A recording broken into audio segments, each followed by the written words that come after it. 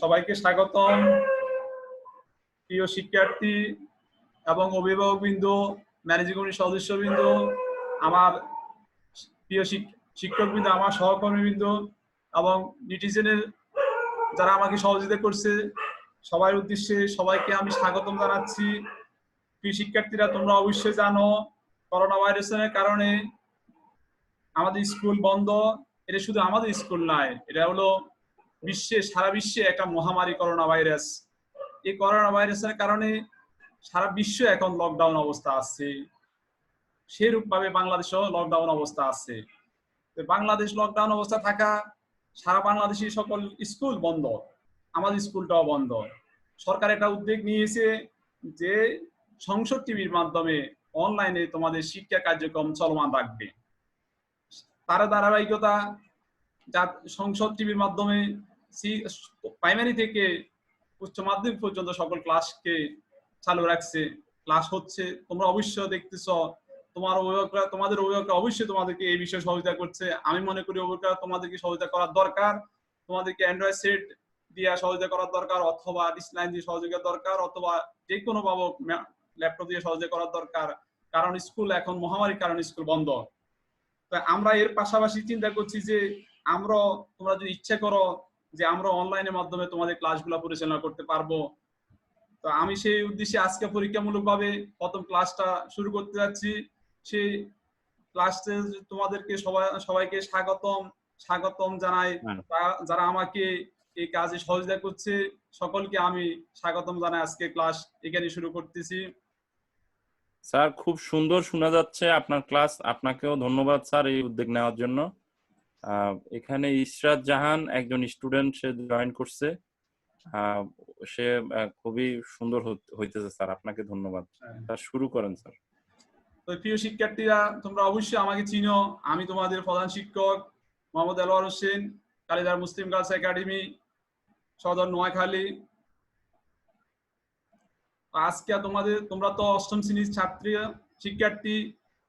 তো অষ্টম শ্রেণীর আমি যদিও তোমাদের প্রধান শিক্ষক, কিন্তু আমি গণিতের টিচার। তো সেই হিসাবে আমি চিন্তা করছি যে তোমাদের গণিত তোমাদের কাছে একটা কঠিন বিষয় মনে হয়। আমি মনে করি যদি কোনো বিষয় সহজ থাকে তাহলে সবচেয়ে সহজ বিষয়টা হলো গণিত। তো এই গণিত বিষয় নিয়ে আমি সহজ বিষয় নিয়ে তোমাদের সাথে একটু আলোচনা করতে চাই। এই গণিতের যে দ্বিতীয় অধ্যায় মুনাফা, এই চ্যাপ্টার থেকে তোমাদের অবশ্যই সেন্টার পরীক্ষা প্রশ্ন আসে। এই কারণে আমি এই চ্যাপ্টারটাই প্রথম চয়েস করলাম। আর আজকের পাঠের বিষয়টা হলো মুনাফা। এখানে মুনাফা দুই ধরনের, একটা হলো সরল মুনাফা আর একটা হলো চক্রবৃদ্ধি মুনাফা। তো চক্রবৃদ্ধি মুনাফা বের করতে হয়, আমাকে অবশ্যই চক্রবৃদ্ধি মূলধন জানতে হয়। এই কারণে আমরা আজকের পাঠের বিষয় সরল মুনাফা, চক্রবৃদ্ধি মূলধন, চক্রবৃদ্ধি মুনাফা করছি।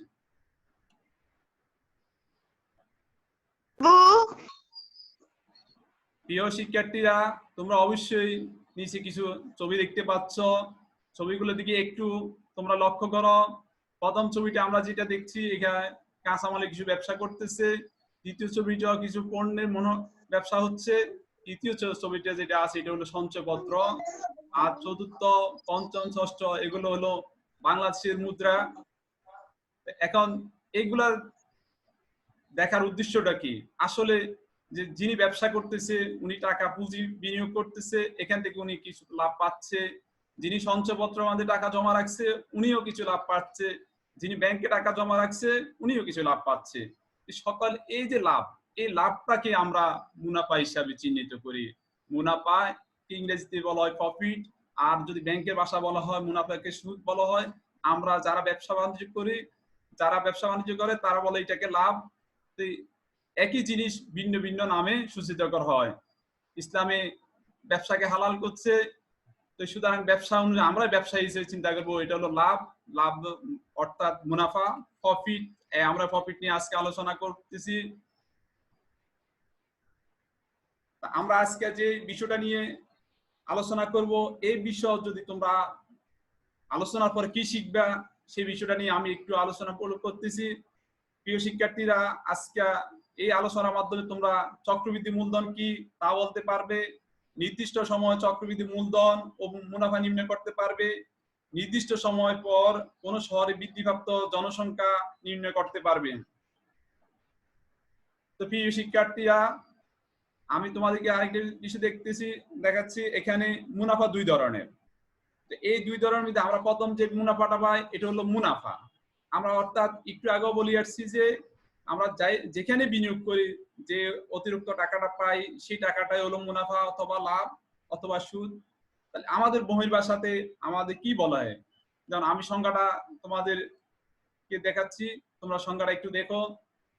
আর তোমাদের যদি এই সংজ্ঞার বিষয়ে কোনো কথা বলার থাকে, কোনো কিছু বলতে চাও, তোমরা অবশ্যই আমাকে পাঠ শেষে আমাকে জানাবা যে স্যার আমরা এখানে একটু শেয়ার করতে চাই। অবশ্যই তোমাদের প্রশ্নের উত্তর দেওয়া হবে। আমরা আজকে আলোচনা করতেছি মুনাফা, প্রফিট। কোনো একটি খাতে অর্থ বিনিয়োগ করার কারণে নির্দিষ্ট সময় পর বিনিয়োগকৃত টাকার পরিমাণ উক্ত নির্দিষ্ট সময় ও নির্দিষ্ট হারের ভিত্তিতে যে অতিরিক্ত অর্থ পাওয়া যায় তাকে মুনাফা, প্রফিট বা সুদ বলা হয়। সাধারণত ব্যাংকে টাকা গচ্ছিত রাখলে, কাউকে টাকা ধার দিলে বা কোনো ব্যবসা টাকা বিনিয়োগ করলে মুনাফা বা লাভ পাওয়া যায়। তোমরা বুঝছো? তো এখন মুনাফাটা দুই ধরনের। তো প্রথম হলো সরল মুনাফা, দ্বিতীয় হলো চক্রবৃদ্ধি মুনাফা। তাহলে আমরা এখন সরল মুনাফা কি সেটা কি নিয়ে একটু আলোচনা করব। সরল মানে সিম্পল প্রফিট। আমরা সরল মুনাফা বলতে আমাদের নিজের ভাষা যদি বুঝি, আমরা যখন বছর শুরুতে কিছু টাকা জমা রাখি, বছর শেষে ওখান থেকে যে লাভটা পাই সেই লাভটাই হলো সরল মুনাফা। আমাদের এনসিডিবি যে বই আছে, জাতীয় শিক্ষাক্রম ও পাঠ্যপুস্তক বোর্ড, ওখানে তারা যেভাবে লিখছে সে অনুসারে তোমাদেরকে বলতেছি, শুধু প্রারম্ভিক মূলধনের উপর প্রতি বছর যে মুনাফা হিসাব করা হয় তাকে সরল মুনাফা বলে। শুধু মুনাফা প্রফিট বললে সরল মুনাফাকে, যদি শুধু মুনাফা বোঝা হয় তাহলে সরল মুনাফাকে তোমরা ধরে নিবা। তোমাদের বোর্ড পরীক্ষা এভাবে আসতে পারে, মুনাফা নির্ণয় করো, তাহলে সরল মুনাফা। আর যদি সরল মুনাফা বলে তাহলে সরল মুনাফা হিসাবে তোমরা চিহ্নিত করবা।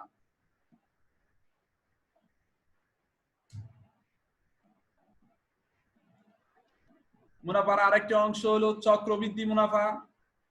চক্রবৃদ্ধি মুনাফা আমরা আমাদের বাসাতে যদি বলি, ব্যাংকে যদি আমি বছরের শেষে প্রথমে জানুয়ারি মাসে 1000 টাকা জমা রাখি, ওখান থেকে যদি আমি 6% লাভ পাই, তাহলে যদি 600 টাকা এখানে পাই লাভ, তাহলে 1600 হচ্ছে বছর শেষে আমার মূলধন হচ্ছে 1600 টাকা। এই টাকা একসাথে করলে আবার দ্বিতীয় বছরে যখন এটার 1600 টাকাতে যে লাভটা পাবো সেটা সহ একসাথে যে লাভটা হয় সেটাই চক্রবৃদ্ধি মূলধন বলা হয়। আর চক্রবৃদ্ধি মূলধন থেকে প্রারম্ভিক মূলধন যদি বিয়োগ করে দিই তখন আমরা পাই চক্রবৃদ্ধি মুনাফা। আর আমাদের এখানে আমরা যেভাবে লিখছি একটু দেখো তোমরা, প্রতি বছর শেষে মূলধনের সাথে মুনাফা যোগ হয়ে যে বৃদ্ধিপ্রাপ্ত মূলধন গঠিত হয় তাকে চক্রবৃদ্ধি মূলধন বলে। আর এই বৃদ্ধিপ্রাপ্ত মূলধন বা চক্রবৃদ্ধি মূলধনের উপর যে মুনাফা হিসাব করা হয় তাকে চক্রবৃদ্ধি মুনাফা বলা হয়। এখন আমরা তোমাদের সাথে আলোচনা করব স্ববৃদ্ধি মূলধন বা মুনাফা আসল। স্ববৃদ্ধি মূলধন বলতে কি বুঝো সে বিষয়টা নিয়ে তোমাদের সাথে একটু আলোচনা করতেছি। শিক্ষার্থীরা তোমরা বুঝতেছো আমার কথাগুলা? তোমরা না বুঝলে আমাকে বলবা, আমি অবশ্যই ওখানে তোমাদেরকে বুঝিয়ে দেওয়ার চেষ্টা করব।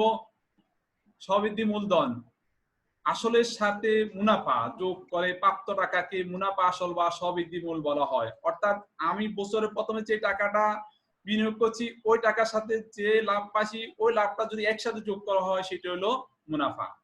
তারপরে আসতেছি আমরা মুনাফার হার। অর্থাৎ নির্দিষ্ট সময় নির্দিষ্ট টাকা জমা রাখার পরে যে লাভটা পাই সেটাই হলো মুনাফা হার। তাও নির্দিষ্ট সময় আমরা আমাদের ভাষাতে যদি বলি সেটা এবার বললাম। আর যদি বইয়ের ভাষাতে আসি, সাধারণত 100 টাকা এক বছর মুনাফাকে মুনাফার হার বলে। অর্থাৎ টাকাটা 100 টাকা নির্দিষ্ট, সময়টা 1 বছর নির্দিষ্ট। এই নির্দিষ্ট টাকা নির্দিষ্ট সময়ের পরে যে লাভটা পাইছি সেটা হলো মুনাফা। তবে শর্ত হলো নির্দিষ্ট হলো 100 টাকার উপরে নির্দিষ্ট, সময় 1 বছর উপর নির্দিষ্ট হতে হবে। তারপরে সময়কাল, মুনাফার সময়কাল। কোন নির্দিষ্ট টাকার উপর যে সময় জন্য মুনাফা হিসাব করা হয় তাকে মুনাফার সময় কাল বলা হয়। অর্থাৎ আমরা যে টাকাটা প্রথমে ব্যাংকে রাখলাম অথবা কোনো বিনিয়োগ কোথাও বিনিয়োগ করলাম অথবা ব্যবসাতে লাগালাম, একটা নির্দিষ্ট সময়ের জন্য লাগাইছি নির্দিষ্ট টাকা, ওই নির্দিষ্ট সময়টাকে নির্দিষ্ট সময়কাল বলা হয়। এখন তোমাদের সাথে প্রিয় শিক্ষার্থীরা, তোমাদের সাথে আমরা এখন সরল মুনাফা সংক্রান্ত সূত্র নিয়ে একটু আলোচনা করব। কারণ সূত্র দিয়া যদি তোমরা গণিতের অঙ্কগুলা সলিউশন করো তাহলে অবশ্যই খুব সহজ হবে এবং অল্প সময়ে অ্যান্সার করতে পারবে। সূত্র বাইরেও অঙ্ক করা সম্ভব। গণিত এমন একটা বিষয়, যে কোনো নিয়ম, যে কোনো পদ্ধতি যদি তোমরা সলিউশন করো অবশ্যই তোমরা ফুল মার্ক পাইবা। এখানে নির্দিষ্ট বাইন্ডিং না যে এই নিয়মে এই পদ্ধতি করবে, কিন্তু যে চ্যাপ্টার ওই চ্যাপ্টার অনুসারে ওই নিয়ম অনুসারে করাটাও উত্তম। কিন্তু এরপরও তুমি যদি মনে করো যে আমি এখান থেকে আরো ভিন্ন একটা নিয়ম প্রয়োগ করবো, আরো উত্তম একটা নিয়ম দিব অথবা আরো আরেকটা নিয়ম দিব, কোনো সমস্যা নাই, তুমি অ্যান্সার করতে পারবা। তো আমি সরল মুনাফা সংক্রান্ত সূত্র নিয়ে একটু আলোচনা করতেছি। সরল মুনাফা, মুনাফা ইনটু মুনাফা ইনটু সময়, অর্থাৎ মুনাফাকে আমরা I equal to P R N. কেমন স্যার? স্যার, হ্যাঁ, আপনার সাথে আপনার এই অনলাইন ক্লাসে কয়েকজন স্টুডেন্ট আপনার সাথে এখানে যুক্ত হয়েছে, ওরা ক্লাসটা করতেছে। যেমন একজনের নাম দেখতেছি, বাকিদের তো নাম নাই। এখানে গ্যালাক্সি 2 আছে একটা, আর একজন হচ্ছে ইশরাত জাহান, আবার আমাদের উম্মে সালমা ম্যাডাম আপনার আইসিটি উনিও আছেন। হ্যাঁ, আরো কয়েকজন আছেন। হ্যাঁ, তো আচ্ছা, হ্যালো, জি জি স্যার। আচ্ছা তো আপনি প্রয়োজনে যে কোনো প্রশ্ন আপনি ইশরাত জাহানকে বা স্টুডেন্টদেরকে জিজ্ঞেস করতে পারেন। তোমরা চাইলে আনমিউটে যে ক্লিক করে তোমরা কথা বলতে পারবে, কথা বলে আবার মিউট করে রাখবে, তাহলে ক্লাসের রেকর্ডিংটা অনেক সুন্দর হবে। ধন্যবাদ স্যার, আপনি আচ্ছা, কন্টিনিউ ঠিক করেন। আছে। প্রিয় শিক্ষার্থীরা, তোমরা অবশ্যই আমার সাথে ক্লাসে আসো, অনলাইন ক্লাসে তোমরা অবশ্যই আসো। সাথে আমি দেখতে পাচ্ছি আমার একজন শিক্ষিকা আছে, উম্মে সালমা ম্যাডাম, ওনাকে অসংখ্য ধন্যবাদ জানাচ্ছি উনি ক্লাসে অংশগ্রহণ করার জন্য। আর আমার যেসব শিক্ষার্থী এই অনলাইন ক্লাসে অংশগ্রহণ করছো তোমাদেরকে অবশ্যই ধন্যবাদ জানাই। তোমরা যে কোনো প্রশ্ন চাইলে আমাকে প্রশ্ন করতে পারো।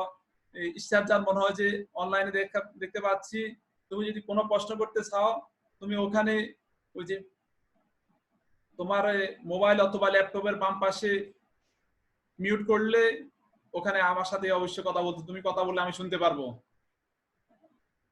তো তুমি যে কোনো প্রশ্ন করতে পারো, ওখানে ক্লিক করে প্রশ্ন করলে আমি তোমার প্রশ্নের উত্তর দিব।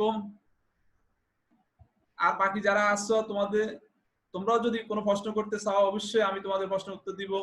আমরা এখন যে প্রশ্নটা নিয়ে আলোচনা করতেছি, সরল মুনাফা। সরল মুনাফা সমান হলো I equal to P R N.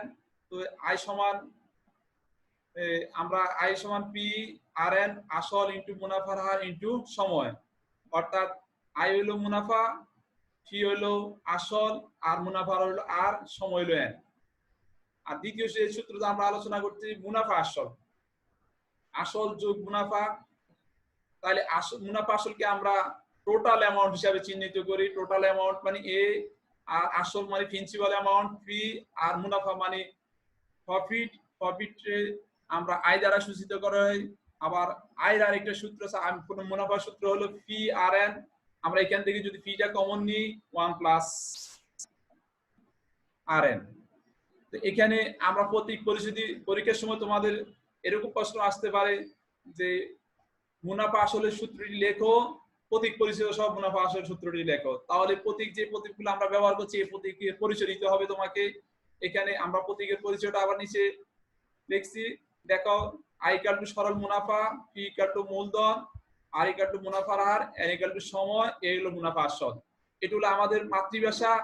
এরপর তুমি যদি মনে করো যে আমি ইংরেজিতে শিখবো, তাহলে আই সমান সরল মুনাফা মানে simple interest of simple profit.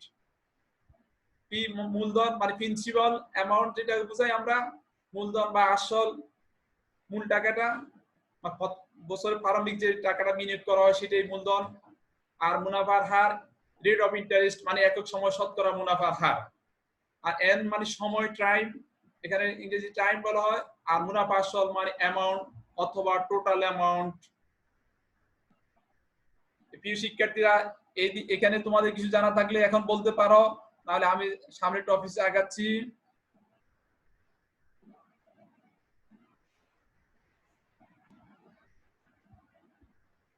আমরা স্ববৃদ্ধি মূলধন বা মুনাফা আসল, তো স্ববৃদ্ধি মূলধন মানে মুনাফা আসল, আসল যোগ মুনাফা, স্ববৃদ্ধি মূলকে মুনাফা আসলকে আমরা এই দ্বারা টোটাল অ্যামাউন্ট লিখি equal to P plus I. এখানে পরীক্ষার সময় তোমাদের এইভাবে আসতে পারে, যদি মুনাফা আসল বাইর করতে হয় এই সমান পি আই, আর যদি আসল বাইর করতে বলে এ মাইনাস আই, আর যদি আই বাইর করতে হয় এ মাইনাস পি। অর্থাৎ তোমার প্রশ্নের উপর নির্ভর করবে তোমাকে কি ধরনের প্রশ্ন করতেছে। প্রশ্ন যেভাবে করে সৃজনশীল ওই প্রশ্ন দিকে তুমি চিন্তা করবে, তোমাকে মুনাফা আসল চাইছে না শুধু আসল চাইছে না শুধু মুনাফা চাইছে। অর্থাৎ উদ্দীপকে স্ববৃদ্ধি মূলধনের যদি প্রশ্ন থাকে সেভাবে, তাহলে এইভাবে প্রশ্নটা হবে। তাহলে তিনটা অপশনে চাইতে পারে প্রশ্ন, আমরা তিনটা অপশন এখানে দেখাচ্ছি।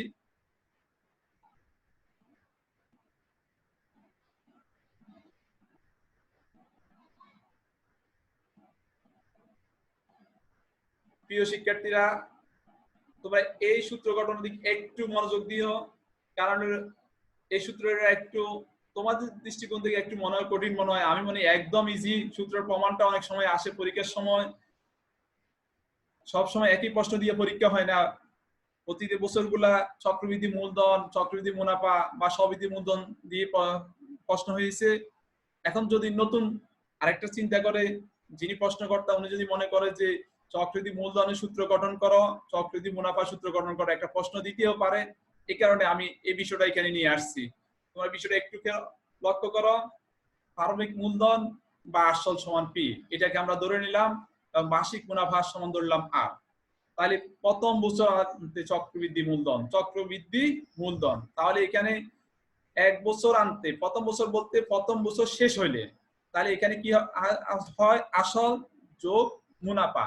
এখানে কোন এক বছর কত এক, তাহলে এক দ্বারা কোন সংখ্যার সাথে যদি আমরা গুণ করি সেই সংখ্যাটাই হয়, এই কারণে একটা আমরা এখানে উজ্জ্ব রাখলাম। তাহলে আসল সমান পি আর মুনাফা সমান আই ইন্টু আর।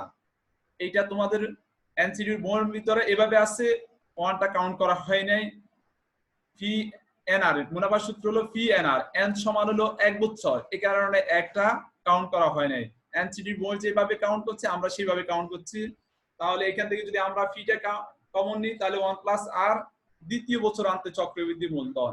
তাহলে আমার প্রথম বছর আনতে চক্রবৃদ্ধি একটা মূলধন পাই গেছি, কারণ চক্রবৃদ্ধি মূলধন সূত্র বলতে আমরা প্রথম বছর প্রথমে যে টাকাটা ব্যাংকে রাখছি অথবা বিনিয়োগ করছি ওই টাকার সাথে লাভটা যোগ হয়ে মূলধন হয়ে যায়। তাহলে এখানে প্রথম লাভটা যোগ হয়ে প্রথম বছর চক্রবৃদ্ধি মূলধন প্লাস পরবর্তী বছরের মুনাফা। তাহলে আমরা প্রথম বছর লাভ পাইছি কত, পি ইন্টু 1 প্লাস আর, এবং দ্বিতীয় বছর মুনাফা মানে প্রথম বছরের কি মূলধন পি ইন্টু 1 প্লাস আর, তারপরে যাই আর। এখানে সময়টা তো আবার এক বছর, কারণ দ্বিতীয় বছর যদি আনতে প্রথম বছর একবার হিসাব হয়ে গেছে, আবার বছর একটা, এই কারণে 1, এখানে 1 দেওয়া লাগবে না। অর্থাৎ এন এর মান 1 এন প্রয়োজন নাই। তাহলে এখান থেকে আমরা কি করব, পি ইন্টু 1 প্লাস আরটা কমন নিলাম। তাহলে এখানে প্রথমে অংশতে থাকে 1, দ্বিতীয় অংশে থাকতেছে আর, তাহলে 1 প্লাস আর, তাহলে 1 প্লাস আর দুইবার তো, তাহলে 1 প্লাস আর হোল স্কয়ার। তৃতীয় বছর আনতে চক্রবৃদ্ধি মূলধন, তাহলে আমরা তৃতীয় বছর আনতে চক্রবৃদ্ধি মূলধন প্লাস নতুন বছরে আবার মুনাফা। তাহলে দ্বিতীয় বছর আনতে চক্রবৃদ্ধি মূলধন আমরা পেয়েছি কত, পি ইন্টু 1 প্লাস আর, অর্থাৎ দ্বিতীয় অংশে পাইছি, সেটা এখানে নিয়ে আনছি। তারপরে তৃতীয় বছর আনতে চক্র মূলধনের সাথে আবার কি যোগ, মুনাফা হবে, অর্থাৎ পি এন আর, তো পি মানে পি ইন্টু 1 প্লাস আর whole square into n into r, আর তো এখানে উজ্জ্বল রাখছি যেহেতু আবার এক বছর হয়ে গেছে, আবার নতুন বছর হিসাব। তাহলে এন এর মান 1, এন দেওয়া লাগে নাই, এখানে এন দেওয়া হয় নাই, ইন্টু আর। তাহলে এখানে থেকে আমরা পি ইন্টু 1 প্লাস আর হোল স্কয়ারটা কমন নিছি। তাহলে প্রথম অংশতে 1 হলো, দ্বিতীয় অংশে আর হলো, তাহলে আবারও 1 প্লাস আর আরেকবার নতুন করে বৃদ্ধি পেলো। তাহলে 1 প্লাস আর আগে আছে দুইটা, এখন একটা, তিনটা, মোট 1 প্লাস আর হোল কিউব। তাহলে পি ইন্টু 1 প্লাস আর হোল কিউব। এখন এখান থেকে তোমরা লক্ষ্য করো, প্রথম বছর আনতে চক্রবৃদ্ধি মূলধন 1 প্লাস আর, তার সূচক হলো 1। দ্বিতীয় বছর আনতে চক্রবৃদ্ধি মূলধন আবারও 1 প্লাস আর, তার সূচক হলো 2। তৃতীয় বছর আনতে চক্রবৃদ্ধি মূলধনে আবারও 1 প্লাস আর এর সূচক হলো 3। অর্থাৎ সূচকটা প্রতি বছর প্রথম বছর 1, দ্বিতীয় বছর 2, তৃতীয় বছর 3, চতুর্থ বছর 4, পঞ্চম বছর 5, এভাবে বাড়তে থাকবে। এখন যদি অসংখ্য বছর হয় তাহলে এভাবে হিসাব করতে আমরা এনতম বছর যদি চিন্তা করি, এনতম বছর কি হবে, তাহলে এন বছর আনতে চক্রবৃদ্ধি মূলধন 1 প্লাস আর এর সূচক হবে এন। তাহলে আমরা এখন যদি চক্রবৃদ্ধি মূলধনের সূত্র দিয়ে যাই, এন বছর আনতে চক্রবৃদ্ধি মূলধন সি হলে তাহলে C equal to P into 1 plus R whole to power N. এই কারণে এখানে এন হইছে। এখন তোমাদের যে গণিতে যে চক্রবৃদ্ধি মূলধনের অঙ্ক করবা অথবা জনসংখ্যার ওখানে করতে যাবে, এন মানে সময়, যত বছর বলা হবে ওই এন এর পরিবর্তে ওই বছরটা এখানে উল্লেখ হবে। এখন যেহেতু আমাদের এখানে সূত্র তাই সি সমান P into 1 plus R whole to power N. তারপরে যে আমরা যে বিষয়টা দেখতেছি এটা প্রথম পাচ্ছি চক্রবৃদ্ধি মূলধন, তারপর চক্রবৃদ্ধি মুনাফা। চক্রবৃদ্ধি মূলধন থেকে প্রারম্ভিক প্রথম যে বিনিয়োগটা করছি এই বিনিয়োগটা কি করতে হবে, আমাদের বিয়োগ করতে হবে। তাহলে আমরা প্রারম্ভিক মূলধনটা বিয়োগ করলাম। তাহলে চক্রবৃদ্ধি মূলধন সূত্রটা হলো কি P into 1 plus R whole to power N. এটা হলো চক্রবৃদ্ধি মূলধন সূত্র। আমরা কিন্তু একটু আগে চক্রবৃদ্ধি মূলধন সূত্রটা তোমাদেরকে বলে আসছি। তারপরে আমরা এখানে প্রারম্ভিক মূলধন হচ্ছে পি মাইনাস পি করব।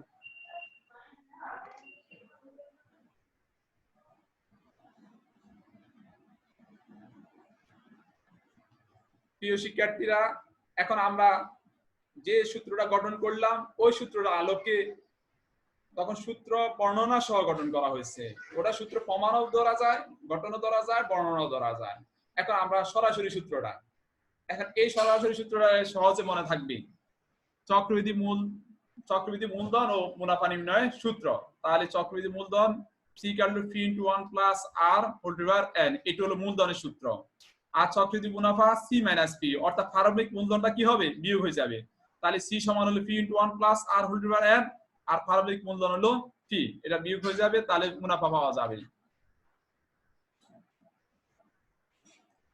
এখন তোমরা যারা তোমাদেরকে দেখতে পাচ্ছি যান, যদি কোনো প্রশ্ন থাকে বা বাকি যারা আসছো তোমাদের যদি কোনো প্রশ্ন থাকে ওখানে আমাকে প্রশ্ন করতে পারো, প্রশ্ন করো। আর ওইখানে যে তোমার মোবাইল অথবা ল্যাপটপের বাম পাশে মিউট আছে ওখানে ক্লিক করো, তাহলে তোমাদের কথা আমি শুনতে পারবো।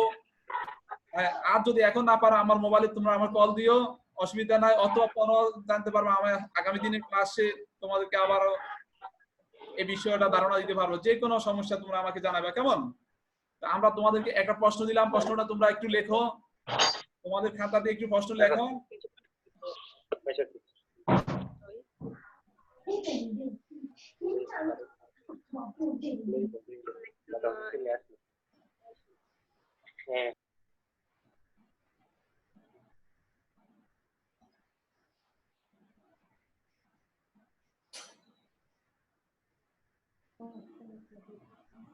প্রশ্নটা লিখি নাও। তাহলে প্রশ্নটা এখানে আমরা তোমাদের মূল বই উদাহরণ 3, বুঝছো? অথবা তোমাদের বই আছে না পাশে, তোমরা বই থেকে একটু ফলো করো। তোমাদের পাশে বই রাখো, বই 3 নাম্বার প্রশ্নটা উদাহরণের। একটি প্লেট মালিক কল্যাণ সমিতি আদায়কৃত সার্ভিস চার্জ থেকে উদ্ধৃত 2 লাখ টাকা ব্যাংকে 6 মাস অন্তর চক্রবৃদ্ধি মুনাফা ভিত্তিক স্থায়ী আমানত রাখলেন। মুনাফার হার বার্ষিক 12 টাকা হলে 6 মাস পর ওই সমিতির হিসাবে কত টাকা মুনাফা জমা হবে, 1 বছর পর চক্রবৃদ্ধি মূলধন কত হবে? এই প্রশ্নটা এখানে আনারও কিছু কারণ আছে, আমরা আগে শেষ করে তারপরে ব্যাখ্যা দিব। এই প্রশ্নটা সলিউশন, কেমন সমাধান আমরা এখানে নিয়ে আসছি। দেখো এখানে প্রশ্নটাতে 2 লাখ টাকা কি করছে, জমা রাখছে ব্যাংকে। তাহলে 2 লাখ টাকা জমা রাখছে, তো এই 2 লাখ টাকা কি আমাদের মূলধন। তারপর এখানে সময় কত ছিল, প্রথমে 6 মাস ছিল। আর সুদের হার অর্থাৎ মুনাফার হার ছিল বার্ষিক মুনাফার হার বার্ষিক কত আছে, 12 টাকা। তাহলে মুনাফার হার ইকুয়াল টু 12%, কেমন? তো পার্সেন্টেজ যদি উঠাই দিতে হয় তাহলে পার্সেন্ট মানে 100, 1/100%। তাহলে আমরা এখানে 12 নিচে 100 আসছে।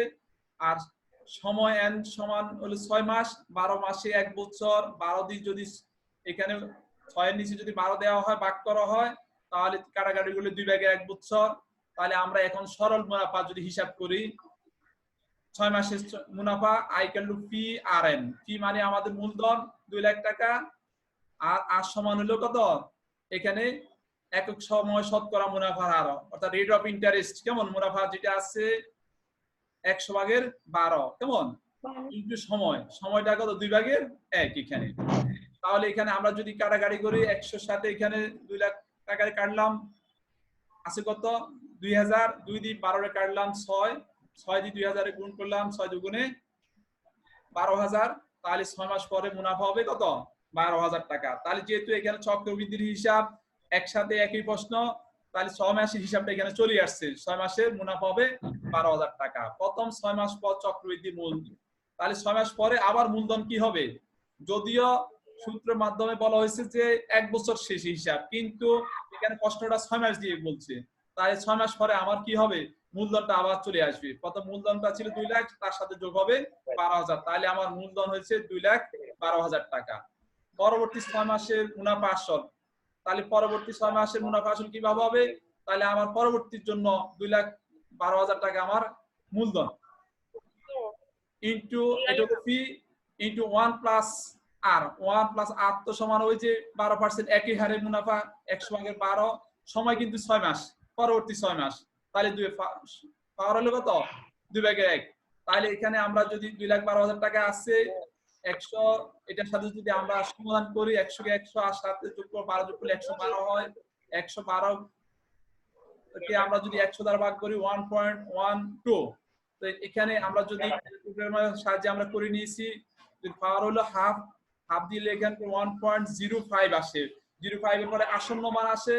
এখানে আসন্ন মানটা যদি আসন্ন মান কখন যোগ করা হয়, তোমরা একটা জিনিস খেয়াল করো, আমরা টাকার সময় 10 এর উপর 2টা ঘর সংযুক্ত রাখতে হয়, অর্থাৎ টাকার সময় 10 এর উপর 2টা ঘর রাখতে হয়। তৃতীয় ঘর যদি 5 থেকে বেশি হয় তাহলে এখানে 1 যোগ করতে হয়। তাহলে এখানে তৃতীয় ঘর আমাদের আসছে ক্যালকুলেটর বেশিকে 1.05, এরপরে আরো সংখ্যা ছিল, এখন আমরা এখানে 1 যোগ করে 6 করে নিছি।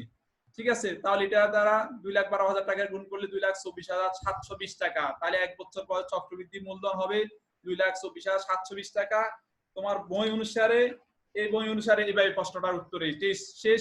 কিন্তু তোমাদের যদি পরীক্ষাটা আসে তখন সৃজনশীল প্রশ্ন হবে।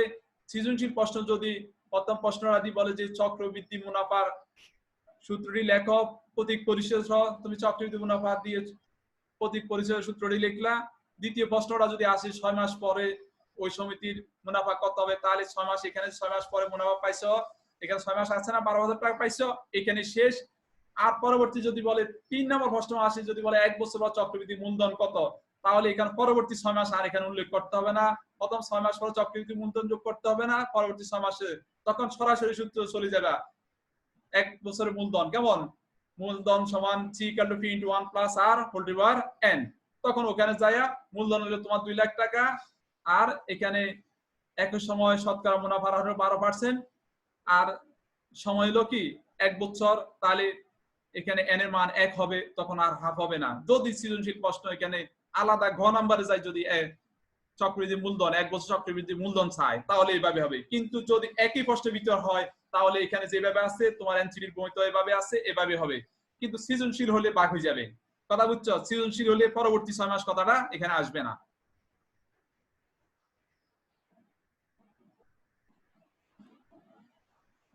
প্রিয় শিক্ষার্থীরা, তোমাদেরকে আরেকটা প্রশ্ন আমরা এখানে শো করলাম, তোমরা একটু প্রশ্নটা হলো উদাহরণ 4 কেমন? এখানে কোন শহরে বর্তমান, তোমাদের পাশে তো বই আছে, বই থেকে তোমরা দেখতে পারো কোন শহরে বর্তমান জনসংখ্যা 80 লক্ষ, ওই শহরে জনসংখ্যা বৃদ্ধির হার প্রতি হাজারে 30 হলে 3 বছর পর ওই শহরের জনসংখ্যা কত হবে? এই প্রশ্নটা ছিল তোমাদের বইতে ছিল, আমরা এখানে আনছি। যারা তোমরা পারো তোমরা নিজেরা করে নাও, আর যারা পারতেছো না আমার সাথে প্রশ্ন করো, অথবা আমি তার সলিউশন করে দিতেছি। দেখো এখানে বর্তমান জনসংখ্যা, আমরা প্রথমে বলছি যে জনসংখ্যা কোন শহরে জনসংখ্যা বৃদ্ধির হার নির্ণয় করতে, অর্থাৎ শিক্ষণ ফলে আমরা চক্রবৃদ্ধি সরল মুনাফা জানতে পারবো, চক্রবৃদ্ধি মুনাফা জানতে পারবো, এবং বলা হয়েছে যে কোন শহরের জনসংখ্যার বৃদ্ধির হারও জানতে পারবো। আমরা এখানে জনসংখ্যার বৃদ্ধির হারটা নিয়ে আসছি। দেখো তাহলে এখন বিষয়টা হলো প্রথম বর্তমান জনসংখ্যা, এই জনসংখ্যাটা হলো আমার মূলধন।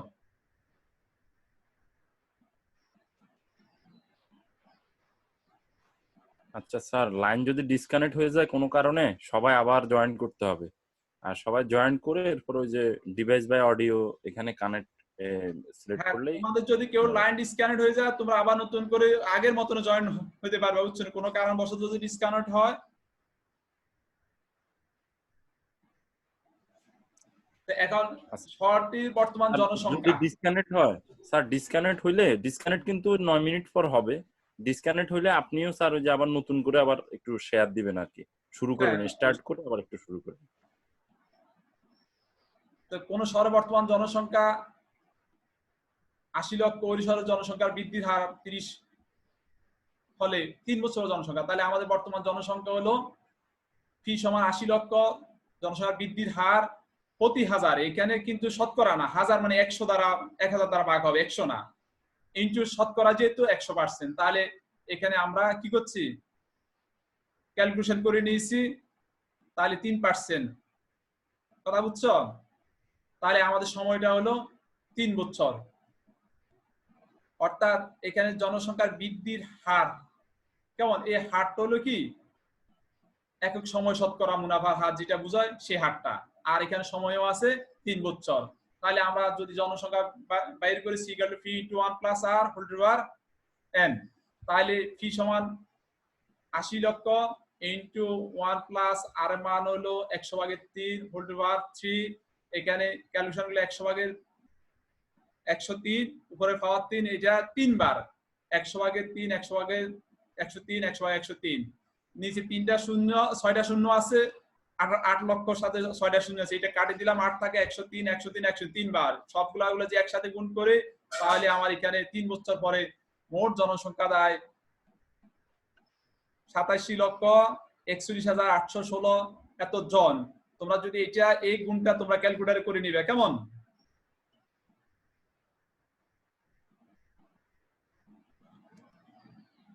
তো তোমাদেরকে আমরা একটু মূল্যায়ন করে, এই মূল্যায়ন প্রশ্নগুলো একটু নোট করো, একটু দ্রুত নোট করো, সময় একটু বেশি হয়ে যাচ্ছে তোমাদের। আচ্ছা, তো প্রথম দিন তো একটু কথা বলছি, সময় একটু বেশি লাগছে, ঠিক আছে। এই প্রশ্ন লেখো, বার্ষিক 10% মুনাফা 10,000 টাকা, 4 বছরের মুনাফা কত? এটা নৈমিত্তিক প্রশ্ন, লেখো তোমরা।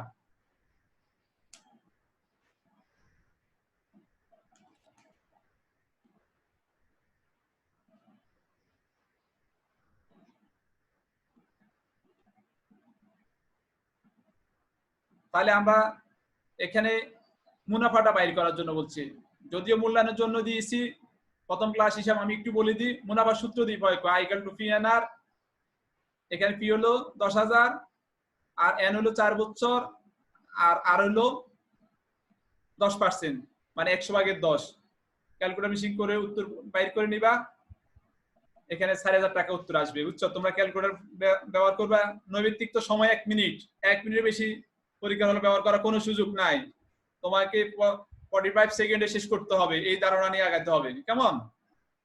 দ্বিতীয় প্রশ্নটা দেখো, শতকরা বার্ষিক 5% মুনাফা 3,000 টাকার কত বছরের মুনাফা 1500 টাকা হবে? এখানে তোমার কি চাইছে, সময় চাইছে, তাহলে মুনাফার সূত্র I equal to P n r, কেমন? তাহলে আমরা এই সূত্র প্রয়োগ করি, কি করব, এন এর মানটা বাইর করব, এন সমান কি হবে, I equal to P n r, তাহলে পি এন আর যদি বামে নিয়ে আসি, আইটা ডানে নিলাম, এন সমান পি আরটা নিচে নিলাম, তারপরে যে আমরা মানটা বসাবো, এখানে পি সমান হলো 3,000, তারপর আই সমান হলো 1500, আর আর সমান হলো 5%, মানটা বসা দিলে উত্তরটা পেয়ে যাবে, সে উত্তরটা হলো 10 বছর, কেমন? তারপরে যে আরেকটা প্রশ্ন তোমাকে দিয়েছি, দেখো কোন আসল 10 বছর মুনাফা আসলে দ্বিগুণ হলে কত বছর মুনাফা আসলে 3 গুণ হবে? এখানে আসলটা কিন্তু নাই, আমরা কি করব, এই প্রশ্নটা তোমরা নোট করো, তোমরা নিজেরা আবার সলিউশন করবে, সময় 1 মিনিট, বুঝছো? নৈমিত্তিক প্রশ্ন দাও তোমাদের। তাহলে আমরা আসল যদি 100 টাকা ধরি, 10 বছরে দ্বিগুণ হবে, 2 দ্বারা গুণ করলে মুনাফা আসল 200 টাকা, তাহলে এখানে মুনাফা ছিল 100 টাকা, কেমন? আবার যদি 3 বছরে ধরি, তাহলে 3 গুণ হয়, কত বছরে, 20 বছরে কি 3 গুণ হবে, তাহলে আবার কি করতেছি, এখানে কত বছরে তা মুনাফা আসলে 3 গুণ হবে, তাহলে আমরা কি করতেছি, 3 গুণ 3 দ্বারা আবার গুণ করছি, তাহলে 100 গুণ 3, তাহলে এখানে 300 থেকে যদি 100 বিয়োগ করি, তাহলে মুনাফা পাই 200, তাহলে প্রথম মুনাফা পাইছি 100, এখন মুনাফা পাইছি 200, কেমন? তাহলে এখান থেকে আমরা ক্যালকুলেশন করে বাইর করছি যে 20 বছর, কেমন?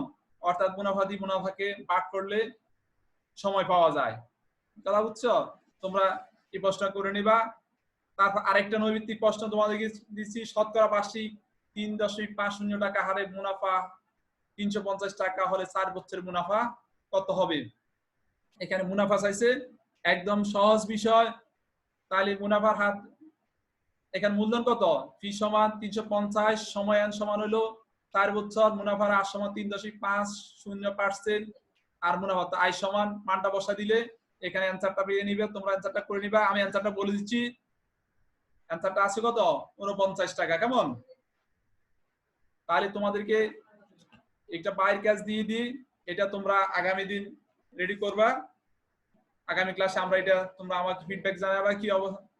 কোন শহরের বর্তমান জনসংখ্যা 8 কোটি, আমরা এখানে কি দিছি 8 কোটি, ওই শহরের জনসংখ্যা বৃদ্ধির হার প্রতি 1000 30 জন, তাহলে ওই শহরের জনসংখ্যা বৃদ্ধির হার কে শতকরা প্রকাশ করো, এখানে শতকরা প্রকাশ করো। 2.1 শতকরা অঙ্ক আছে, তোমরা যদি নাই করো তাহলে 1000 জনে বৃদ্ধি পায় 30 জন, 1 জনে বৃদ্ধি পাবে কত? 100 জনে বৃদ্ধি পাবে কত? তাহলে শতকরা হয়ে যাবে। এরপর 3 বছর পর ওই শহরের জনসংখ্যা কত হবে? তাহলে আমরা চক্রবৃদ্ধি মুনাফা যে সূত্রটা প্রয়োগ করছি, চক্রবৃদ্ধি মূলধন C = P × 1 + R ^ 1, এই সূত্র প্রয়োগ করে ওখানে মান বসা দিলে হয়ে যাবে। তাহলে ওখানে P সমান হলো 8 কোটি জনসংখ্যা, সময়ায়ন সমান হলো 3 বছর, আর জনসংখ্যার বৃদ্ধির হার প্রতি 1000, যেহেতু আমরা কহইতে পাইছি প্রতি 1000 বৃদ্ধির পার পাবো 3।